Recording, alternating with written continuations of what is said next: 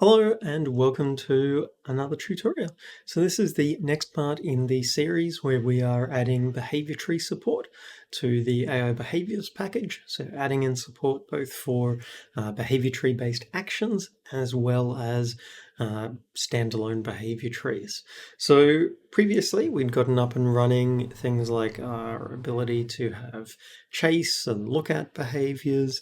What we're going to be focusing on this time is support for being able to gather resources. So for our RTS test scene, and we'll also set up a standalone version of these behaviours as well. So let's dive on in. Oh, just to interrupt me, and this is actually the me an hour from the one who was just talking and the one who'll be talking shortly. I forgot to mention that if you are looking for the code for this project, if you're wanting to be following along with this video, in the description below, there are 3 links. There is a link to the code as it currently is, as I'm about to start working on this. There is a link to the final version of the code at the end of the video and a link to the completed package. So yes, if you're wanting to follow along, you can grab that from GitHub, or if you're just wanting to jump to the completed version, then that's available there as well. And then back to me from an hour ago. Okay, so in order to support this, there's a bunch of behavior tree based actions that we're going to need to set up. So these are going to be sort of similar to the different sort of state machine states and transitions that we needed to set up to support the gathering logic. So we're going to get that up and running. So first thing I'm going to do is I'm going to create the individual action node classes, because there's quite a few of those, and then we'll actually get those functional. So we've already got our ones for looking at and selecting points of interest. So what we're going to have is an action one, and this is going to be selecting a resource. So that's selecting a resource to go and gather. The counterpart for that is we have a BT, once Unity finishes, a BT action for select storage. And then we also have our gather and store behaviors. So let's get those created. So we'll have BT action gather, and similarly there will be a BT action store. So those are the big sort of ones that we actually need there. Now I want to create, well actually first I'll open up those so that we can have all of the ones that we need to edit all ready to go.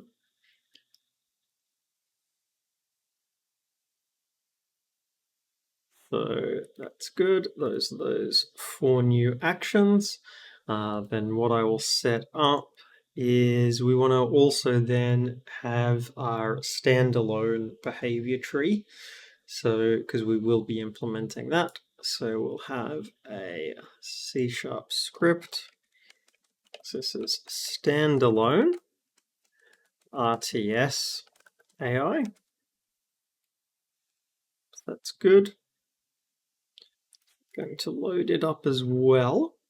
Now, I suspect we're likely going to need to refer to things from these other ones. So I'm going to get them loaded up too, just because I think it's quite likely that we will actually need to make use of them also. Then I've got the actual general sort of the behavior tree based action that sits alongside the GOAP system. So that's one that I want to actually get up and running as well. So I'm going to create another script here. So this is going to be GOAP BT action, and this is going to be gather resource. And we'll load that up as well. Okay, so that's good. So we've got a lot of these actions and things like of that, these little sort of components for this that we need to get up and running. So we're going to get those built first, because those sort of the main thing that we need to get functional. So, okay, let's start with selecting of a resource. So the job of this is to be the method via which we actually sort of populate the details of, okay, here's the resource we're going to go and gather. So this is not going to be a mono behavior. This is our action node base, like that. We'll let it implement all of the defaults, do our standard cleanup that we always do, like that. We'll get to the on-tick logic momentarily.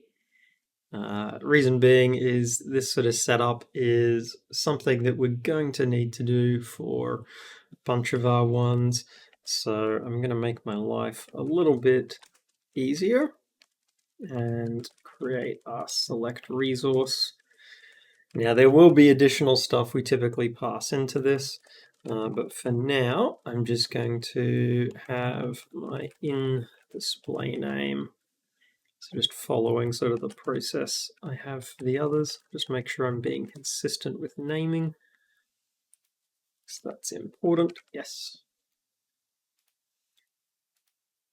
So in display name is null, and our default logic we'll check if it is not null or empty, and then we just set the debug display name like that. So the reason I've done that is because I have 4 other action nodes I need to set up that are going to be very similar. So I am going to make my life a little bit easier and just implement these by copying and pasting stuff so that I can dive in and start implementing the specifics of it a little bit easier.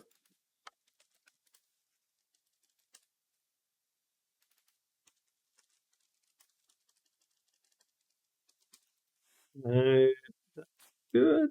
And we just then have our gather one.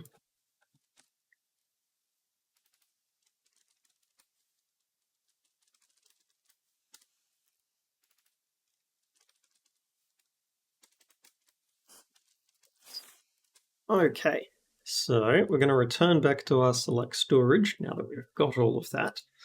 And we will make, our select resource. So this takes as its name, the default will be select resource. Now we already have an interface to help with actually doing the resource selection. So we have this resource query interface. So we have resource interface. Now what I'm going to do is support that being passed in, because that's actually really important for us to have access to it. It's the main interface we use for being able to keep track of what resources are around, to interact with them, everything like of that. So it's an essential one that we need. So okay, for selecting a resource, the logic that we follow here is actually going to be very similar if we look at the state machine state for doing that. So this logic here, we can actually follow the same approach. So I'm actually going to use this as a basis because there's nothing complex we do anywhere else. And I could even actually do this in sort of the on enter for this and just do nothing in on tick.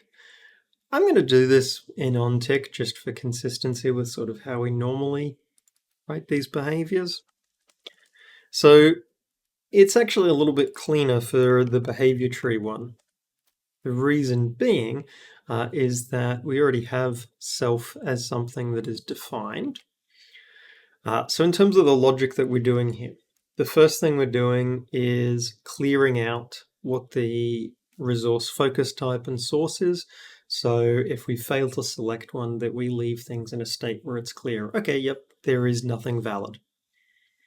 So then we need to, here, use our set status and calculate return value.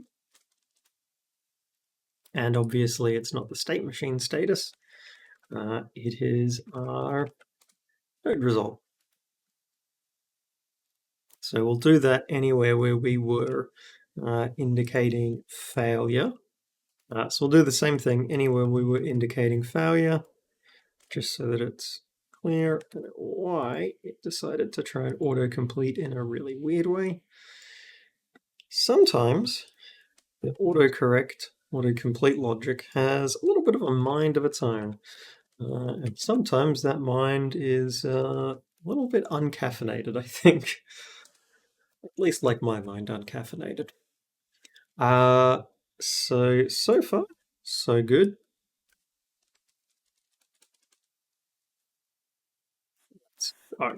Sorry, it's not current Blackboard, it is linked Blackboard. So, if we look at what the logic is that we're doing here, we make sure initially that our Blackboard keys related to the resource focus are wiped. If we don't have a resource interface, then we fail out. And this order is intentional, because if we don't have a resource interface, I want to make sure that beforehand, just in case there was stray stuff there, that we still have gone and cleared it out. Then we use our processes through the resource interface to try and actually select a focus. So if we weren't successful, then again, we also fail out. Otherwise, we populate the information in the Blackboard and indicate succeeded. So that's all there is for the selecting of the resource. There's not a lot to it. So, okay, first step is we select the resource. Then we actually move to it. That we already have a lot of logic for. So nothing specific we need to do there. But when we get to the resource, we need to actually gather it. So that's actually a specific thing that we need to implement the behaviors for. So when we're doing the actual gather logic, that's pretty straightforward. So this one, we're going to populate the name. So this is going to be gather. Now, the gathering does actually need some key bits of information. So it does need our speed for gathering. So that's actually something that gets passed in. So we have our in gather speed. So our speed gets stored to be that. Then there's actually just the general logic for setting it up. So our gather state is actually a good reference here as well, because the same things this does, we're going to need to do that as well. And so we do need to repurpose it. So with these ones, I want to show sort of how you could repurpose state machine behaviors. So we keep track of what the resource source was. We keep track of these keys for how much we're holding and the capacity, because that's a common thing we need to actually make use of. Now, if we take a look at the gather, it has a bunch of stuff it does in onEnter. So again, I'm going to actually take that logic, because we do have an equivalent for our behavior trees. So we have a protected override onEnter. We'll let the base run, and I'm going to bring this logic directly in. First thing I do is I update the blackboards, because that's sort of a key thing that we need to do. Make sure it's using the correct thing. So that looks good. Now, this has a lot of cases where it's doing returns, but we don't sort of support doing that with a void function, or at least not returning a value. So what these end up changing to is that the last status is failed, and then we just do a return with no parameter. So we're going to have a few ones like that in this, because what we're trying to do is we're trying to retrieve the resource focus type first. If we can't, then there is no resource actually selected. so we can't actually continue at that point. Then we try and retrieve the game object associated with it. Well, if that fails, there's nothing we can do.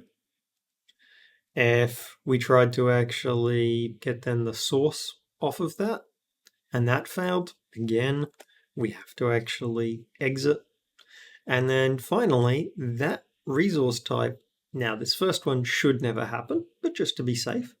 But if we can't harvest from it, then also there's nothing to do. So that's good. Otherwise, we populate the information into our keys here in terms of setting those key values. And then in terms of our status, well, our last status, we could actually get away with really not setting anything, but we are actually in progress.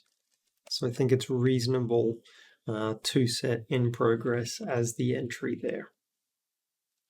There is also a little bit of logic we'll do in our on exit. So the main thing with our on exit is clearing the resource focuses, because once we've finished gathering, we should clear the source. So we don't want to clear the actual resource type, we just want to clear that focus source. So what I'm going to do is down here, linked blackboard, and we do a set of that key because we're done with it, and we just pass in null like that. So that's good. So our exit properly cleans up. Now the on-tick logic, I could bring that over from the state machine, but it's quite straightforward logic of what we're doing here. And so as I'm going to talk through it anyway, might as well implement it as well. So the amount held is the first thing we need to get because we're gathering a resource. So we need to check, okay, well, I'll link blackboard, get a float of the amount held key. So that tells us how much we are holding, but we also need to know how much we can hold. So our capacity. So that we retrieve from the capacity key. So then the amount we retrieve, or the amount that we're going to try to retrieve, well, we can't retrieve more than would take us over capacity. So we do a mathf min, and in delta time by our speed, because that's how much we try and gather per second. So that's the maximum that we will potentially request, but that could get capped by the amount of actual spare inventory space we have. So that is our capacity minus amount held. So that's good. Then what we try and do is actually retrieve what we can. So our amount held gets added to and updated by source, and we try to consume, and we tell it the amount that we're wanting to consume, and it can give us back anywhere from 0 up to that amount. And then we can just link to blackboard. We can set the amount held key to amount held. So we update that immediately because we're done. Now in terms of what we return here, so if the source can no longer be harvested from, or if we are nearly at capacity. So if amount held and capacity are approximately the same, then our last status should actually be that we succeeded. And we could do the return set status and calculate return value, and in this case we have succeeded. Otherwise, our status, we return and we are still in progress. So as long as we are not our inventory is not full, and as long as that source is still viable, we can keep going. So okay, that's good. That gives us our gather action. So, okay, we have selected a source. We've moved to it because we've already got that action node. We have collected the resource. Now we have to actually go and select where we store it. So we have to select a storage this time. So select storage is going to follow a similar process to what we've seen with other ones. So this does have our resource query interface.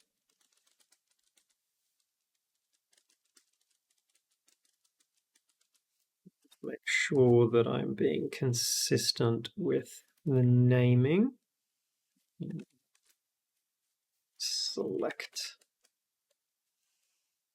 I just want to be very consistent with it. So it is resource interface. So that's good. So while here, I will copy that. Because we want to make sure that we're being consistent with the naming. There are a couple of areas that I'm currently not consistent with the naming. I do plan to do a pass and clean those up. So it's good. So we've stored our resource interface.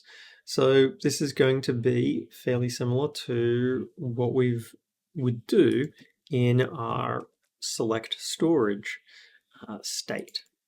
So that follows similar process. I will reuse this because it's doing what we already need and it's not too much to refactor, and it allows us to focus on getting sort of the structure for these up and running. And it shows this similarity. If you've already got one set of stuff working in state machines and find you want to turn it into behavior trees, it's pretty straightforward to do, and vice versa. So we have our linked blackboard. So if our resource interface isn't valid, then we're going to use our set status, calculate return value with failed, like that. We don't need to retrieve self because we already have a built-in concept of that with the behavior trees. Again, that is a concept that I do want to bring over to the state machines as well at a later point. So we're going to set the status and calculate the return value there. So we're just trying to check what the particular focus type is that we've already got stored. Then we go and try and find a suitable storage container. So that's sort of the general process that we're following there. So far so good. If we have successfully found the storage, then we set that into the blackboard, and then we have just returned saying that we have succeeded. That's good. That's all select storage needs to do. Nothing too intricate to it. Then our final part that we need is we need to do this actual store behavior. So the store behavior is essentially the gather one in reverse. So what we're going to do is, again, our state machine for the storing is going to be a good reference point because it does all the logic. So we need the speed information. Bring those over. So that's a separate thing we get passed in, storage speed. So that's good. And we just set that in, which I might call that to just in speed rather than in storage speed, or in store speed. Better naming for it. So that's good. Now for doing the actual logic, it follows a very similar process to the gather. So we have an onEnter.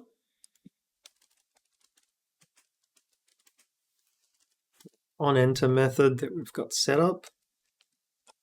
We'll bring all of this over because it just keeps it simple. We brought that over and we'll just update any of the linked blackboard ones first because those are sort of one of the errors that stands out quite obviously. Then, okay, because it's in onEnter, what we need to do here is we set our last status to that we failed, and then we just return. It's a void function, so there's no true or false to return. So what we're doing here is we are trying to check that we've got a focus type. We shouldn't be able to get to this point without one, but it's good just to have those safety checks there.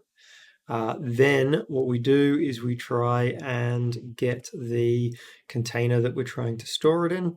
Again, that shouldn't fail if it gets to this point, but good to check it. We try to get the components that we need, and we also make sure that the container is actually usable. And if we get through all of that, then our last status is that we are in progress.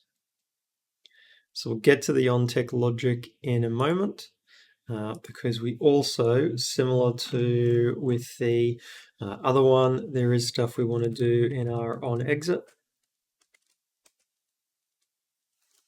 So with the on-exit, there are actually two keys that we want to wipe out. So one is, if we go up, we can actually see the usage of it, this focus type. So I want to wipe out the focus type entry. So link Blackboard, and we set generic. We set generic, and what we're setting is our common core names, and this is our resource focus type. And what we set that to is a common core resources and our e-type and unknown, like that.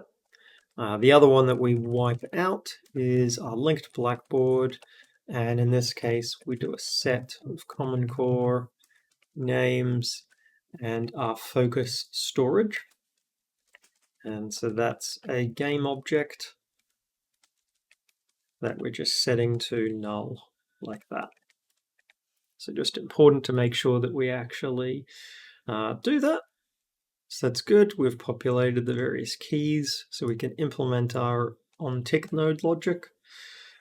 So fairly similar to the gather, we need to get our amount held. So we get float for that amount held key. What we're going to do is our maximum amount that we could store is going to be in delta time.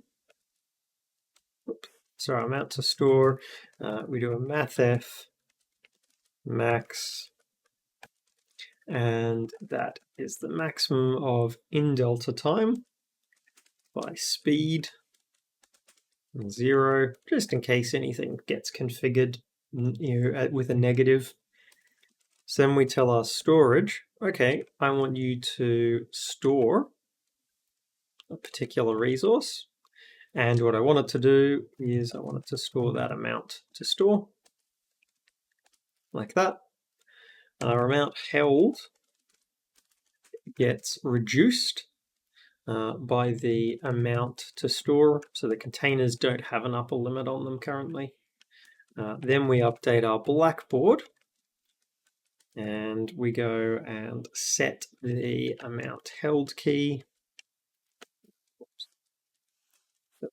Amount held key to the amount held, so we're just updating what's in our inventory.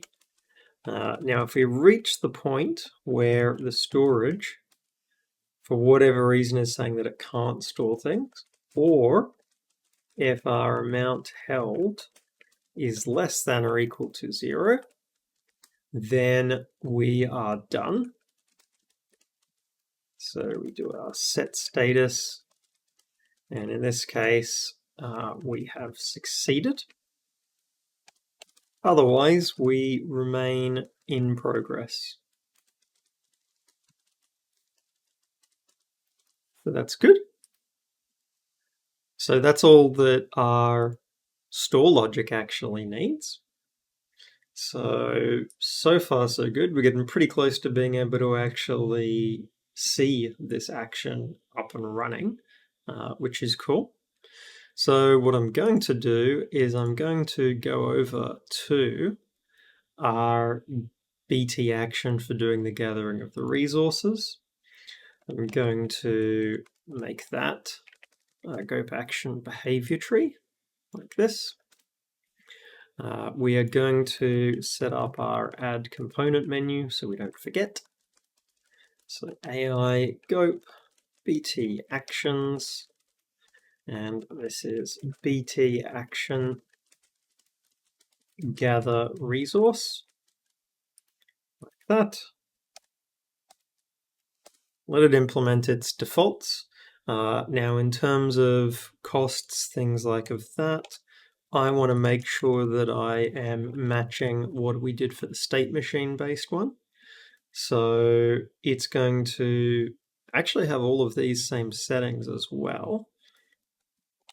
So I will bring over those settings and I will bring over the cost calculation, because that's one that is just going to be exactly the same.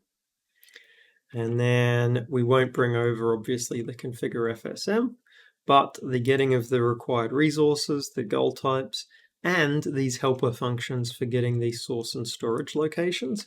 We do need those as well. So I want to bring those over too, so that we focus on setting up the behavior tree itself. So, okay, that's good. So in terms of what the behavior tree needs to do, if we take a look at the state machine, it's a pretty linear set of transitions between the different states. It's quite straightforward in that regard. So what I am going to do, because when you've got a linear set of transitions like that, sequence node is the best option. So we're going to have our local root. We do our add child to root node. This is a flow node, and in this case it's a flow node sequence. So we'll call this gather resources, and we make sure we say that that is being passed back as a sequence. So that's good. So okay, well, the sequence we need to add, pretty straightforward. We add in firstly, the thing we need to do is we need to select a resource. So we select resource. Now that needs our resource interface. So what we pass in is simple resource wrangler.instance. So that's all selecting of a resource needs to do. Then we need to calculate our move location. So this is one that we have used before. So we have a new BT action.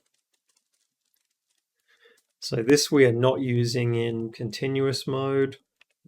We don't want to be doing this in continuous mode. It should just be a one-shot.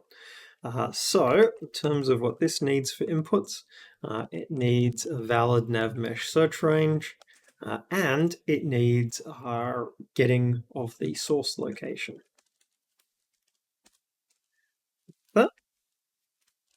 So that's good. Well, now we want to actually move there, so we add a new child. So this is our BT action move. Now it's going to need our stopping distance. Okay, we've selected the resource, calculated location, we've moved there. Then what we do is we add a child, and this is where we use our action gather, and we give it the gather speed. So, okay, we've done the first half of going and gathering a resource. Now we go and store it. So our logic is pretty much a duplicate here, actually. That's kind of the nice things with the resource setup. So rather than selecting a resource, we are selecting a storage. Here, rather than doing gather, we're doing store. Our variable gets updated, so it's store speed, and this gets to become get storage location. And that's actually all there is to setting up our action for this. It's a pretty straightforward bit of logic. So we're going to head back to Unity. And what we're going to do is we are going to set up, firstly, the GOAP-based version of this. So we're going to bring our base prefab in.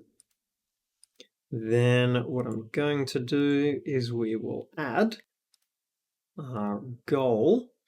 In this case, the goal that we want to add is our gather resources. And then we also add in our behavior tree based action for gathering resource, like that. So that's good. Just going to rename this. And then we're going to drag this down to create our variant. That's fine. Unity gets a little bit grumpy. There seems to be some issues with prefabs that it has. So, okay. Let's test this out. We'll go with just a single AI to begin with, just in case we got anything wrong.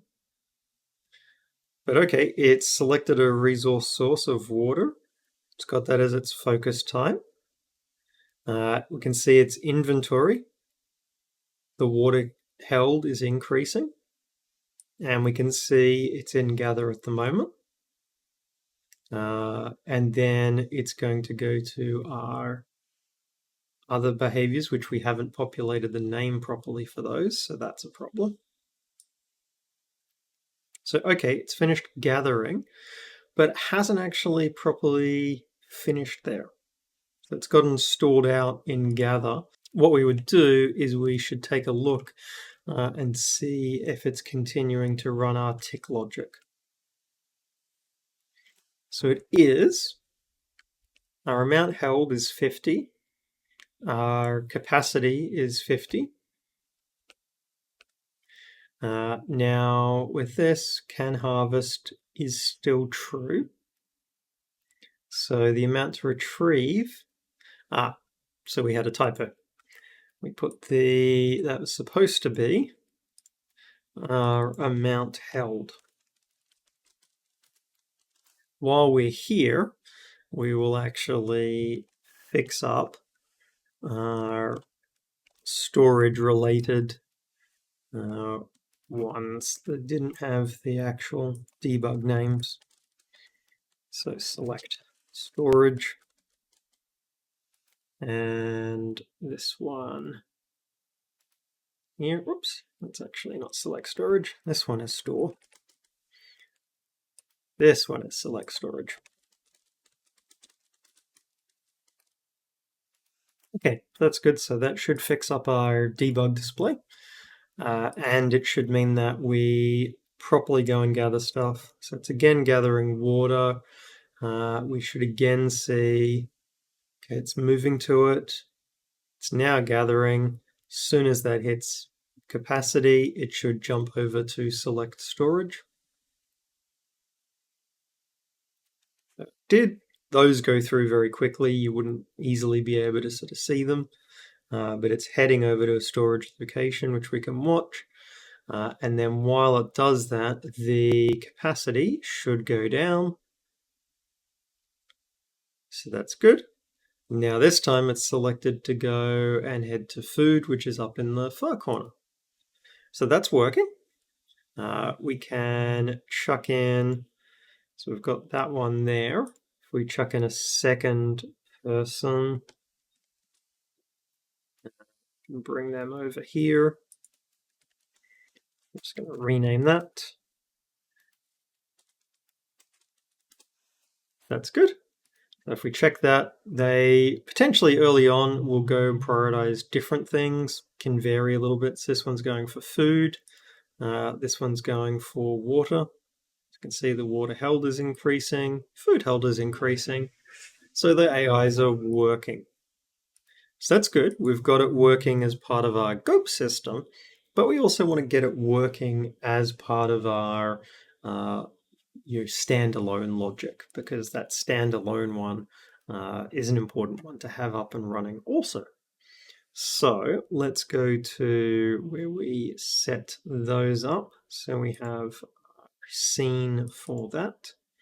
Now, in terms of with this, we need to create our actual logic for this. So this is going to need a few things, obviously. We're going to find similar stuff to what we did with the first-person shooter version of this, where what we have to do is a whole bunch of pulling in common settings. So this one will still have wander and idle behaviors, so it won't have chase though. So I'm going to bring over the things for wander and idle, because those are useful. So those settings, it's going to need them.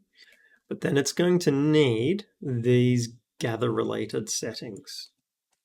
So we're going to bring those gather ones over also. So this, oops, is our header for our resources. So that's good. Now, there's a couple of helper functions that we're also going to need, because if you remember, we need our wander location, and so that's an important one to bring over. That'll allow the wander behavior to work the way we need. So we bring over our wander behavior. The other thing that we're going to need to make use of there is, okay, that getting of the source location and things like of that. So these two need to come over as well. So we've got a few different sort of helper functions that we need. So that's good so far. Now what I need to do is say that this is based off of our BT standalone base. Now, as soon as I do that, there's going to be a bunch of things that it's going to be expecting me to have implemented, which is okay. I will do the add component menu while I'm here. So AI standalone behavior tree. So this is our RTS AI. So, okay. When it's referring to linked blackboard, those are ones that change over to current blackboard. There's a slight difference in naming between those. That is one of those things that I do intend to actually sort of clean up. Now, in terms of configuring the blackboard, nothing specific we need to do there. Same with configuring the brain. I will move these further up, though, because that's going to make it just a little bit cleaner and neater in layout. And we can actually use the structure of the FPS one as a good basis, because a lot of these behaviors here are going to be the same in terms of what we want to do. So that idea of having this sort of parallel set of our core behaviors, which will include our gather logic, as well as being able to fall back to wander and idle, and then in parallel doing the look at. That's a structure that we want to actually keep using, and we'll repeat that structure in a few of these ones. So when we go to configure the behavior tree, I'm going to bring all of that in. I'm going to move the configure blackboard down, just because we don't really do anything with it. So this won't have chase. That's not a behavior that it's going to actually have in it. What it is going to have instead is that's going to have our actual logic for doing the actual gathering. So that's where our gather behaviors will go in. But I'm going to comment that out for now. The reason being is that what we actually do there, we need to bring over our logic from here. So bring over this as a starting point, but we do need to go and redesign this a bit, because these all change to gather root.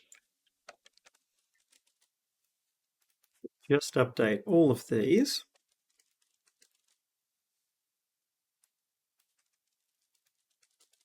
So this changes to, it becomes that add child to the core behaviors root.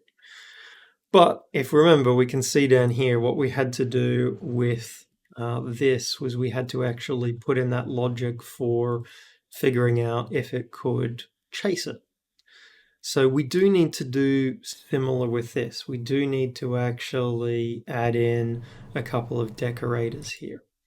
So onto that gather root, that actual core sequence there, what I'm going to do is I'm going to add a couple of decorators. First one I'm going to add is a cooldown one. So what I'm going to do is I'm going to have, from a cooldown point of view, a min gather cooldown and a max gather cooldown, just because we want to have a bit of variety in terms of what they actually do. So I'm going to create those here. So we'll have our min gather cooldown. We'll say in between gathering must take at least a 5-second break. And for the max gather cooldown, we'll say 10 seconds. So, okay, we've enforced a cooldown there, so it's not going to just, otherwise, because it would just continually stay trying to do this behavior, because storages have no limits and the resources repopulate, so we want to have a cooldown there. The other thing I want to do is similar to what I had to do for chase, for having a setting essentially of should it be trying to do this. So we add in a decorator. This is where our function one comes in really handy. And we're just going to have a can gather. And we're not going to invert it, but I want to override the display name. Just like that. So that's good. So those from the previous one disappear. But what I do need to set up is I need to set up my function that makes the decision of should it actually gather. So that I can gather, and that gets in a delta time. So, okay, one scenario that could cause it to not be able to gather is if our simple resource wrangler instance is somehow null. Shouldn't be, but say it was, then we can't do anything. Then what we need to do is we need to check and see, okay, well, what's the priority on trying to gather? So we already have a desire to gather that we can retrieve, which we'll set to min value. And then we do our simple resource wrangler instance, and we get the gather resource desire. That has to have self passed into it, and it does have a callback, because this is set up for working with that sort of setup. So that just can populate. So delta time in desire, like that. And then what we'll say is we use as our decision maker here, if the desire to gather is greater than 0. But we could set up a little sort of threshold here. So we could have, and I'm going to set range limits on this as well. No, don't automatically go to the next line. So 0 to 1, minimum gather desire. And we might say that it has to at least be 0.1.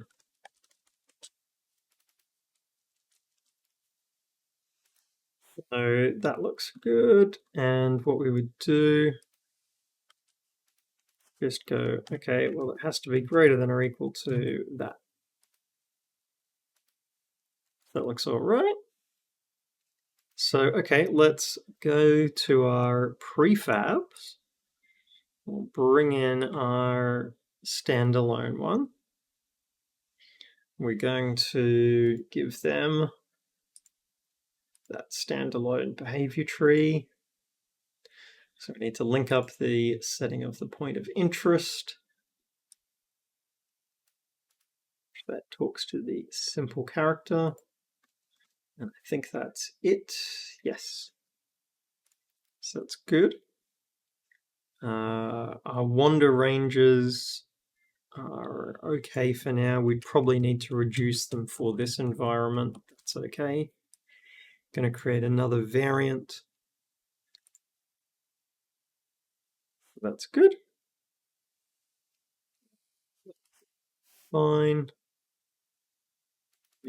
Wait time. Pretty sure it's getting used, but let's just double check to make sure that it is. Because we do still have the wander behavior. Oh, no, actually, we got rid of the wander behavior inadvertently. That was not intentional. Gonna add that back in. Hadn't meant to remove the wander behavior. There we go. That's good. So let's test this out. We should see largely similar behaviors. Now we're just going to check. Okay, that one's completely fine. Let's run this. So it is going and gathering wood, conveniently close by. It is populating the storage.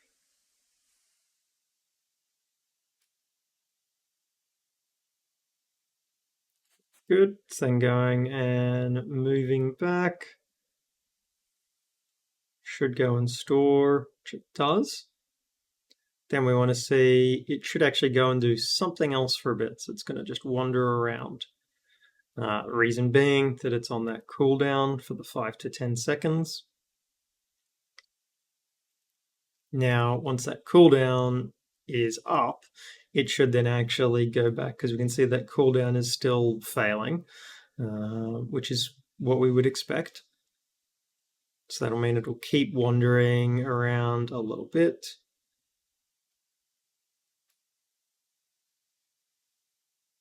And now it's just going to idle for a little bit. So you can see the cooldown, that Decorator is still reporting as failed. So this might be one where what we want to do is go and take a look at the cooldown one. We're going to check if that cooldown one is running. So what I'm going to do is in our cooldown, put a breakpoint attached to Unity. And then we're just going to unpause. So it is going and hitting it, which is good. So there is still a cooldown remaining. So that looks okay. Cooldown remaining. Oh, and that's the problem. We meant to have a minus equals there. So we'll fix that up. Cooldown remaining minus equals delta time. That will make that work just a little bit better. So, okay, good so far. What could be good to do in this case also is public override, a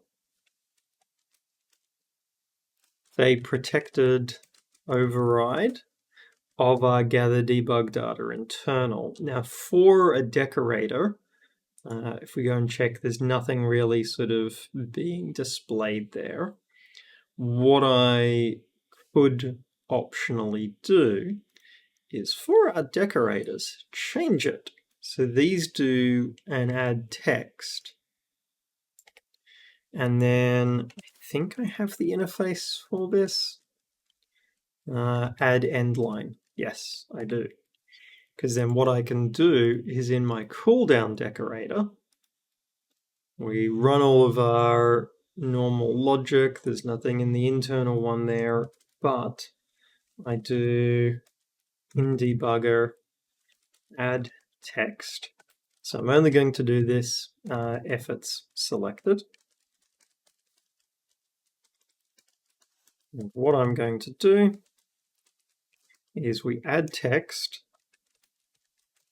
and I want to indicate what the cooldown remaining is.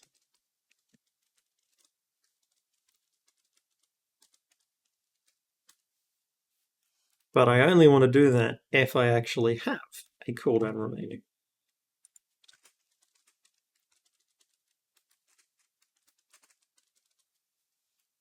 So, okay, if it goes on cooldown, then we actually log out the information. That'll make things a little bit cleaner from the debug display as well. And certainly make it a little bit more helpful. So now, should see it will run, and we don't see any extra stuff other than pass there in the cooldown decorator. That's good. That's what we want to see. So it's going to gather. Now it's going and it'll head to do the storing. Storage is pretty rapid.